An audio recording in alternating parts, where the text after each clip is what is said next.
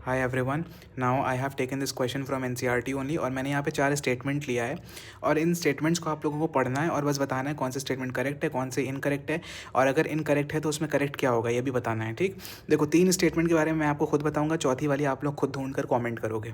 ठीक है, अब देखो पहला स्टेटमेंट क्या कह रहा है, coconut water from tender coconut is free nuclear endosperm.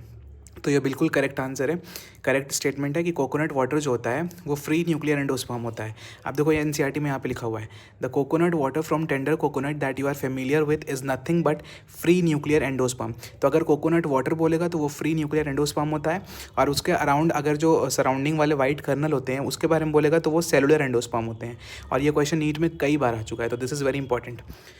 Now second statement क्या कह रहा है, तो ये वाली स्टेटमेंट करेक्ट है हम लोगों की। सेकंड बोला embryo develops at the chalazal end of the embryo sac where the zygote is situated.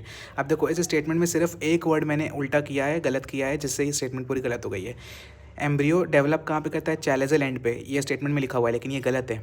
Embryo जो है वो चैलेजल एंड पे नहीं, माइक्रोपाइलर एंड पे ग्रो करता है, डेवलप करता है। देखो यहाँ पे लिखा हुआ है embryo develops at the micropylar end of the embryo sac where the zygote is situated.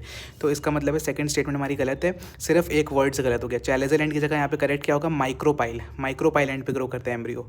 तो ये स्टेटमेंट हमारी गलत है सेकंड। थर्ड वाला देखो क्या कह रहा है, the early stage of embryogeny are same in both monocotyledons and dicotyledons. Same के बजाय करेक्ट वर्ड होगा सिमिलर बोलना, सिमिलर।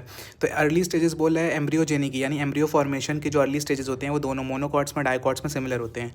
तो ये स्टेटमेंट भी हमारी करेक्ट है, यहाँ पे लिखा हुआ है एनसीईआरटी में, the seeds differ greatly the early stages of embryo development that is embryogeny. Embryogeny किसे कहते हैं, एम्ब्रियो डेवलपमेंट को एम्ब्रियोजेनी कहते हैं। Are similar in both monocotyledons and dicotyledons. ठीक है, सीड भले ही दोनों की बहुत ज़्यादा डिफर करती है, डाइकॉट्स की सीड अलग होती है, मोनोकॉट्स की सीड अलग होती है, लेकिन दोनों की जो अर्ली स्टेज होती है एम्ब्रियो फॉर्मेशन की वो सेम होती है, सिमिलर होती है। तो इसका मतलब थर्ड स्टेटमेंट भी करेक्ट है। अब देखो फोर्थ स्टेटमेंट आप लोग खुद बताओगे हमें ढूंढ कर कि इसके बारे में गलत क्या है क्या सही है। इन grass family the cotyledon situated towards the dorsal side of the embryonal axis. तो ये क्या करेक्ट है इनकरेक्ट है आप लोग खुद बताओगे, ढूंढने की जरूरत भी नहीं है क्योंकि नीट का एग्जाम बहुत पास है, तो आप लोग को पता होना चाहिए गलत है कि सही है। अगर गलत है तो सही क्या होगा ये आप लोगों को कमेंट में बताना है।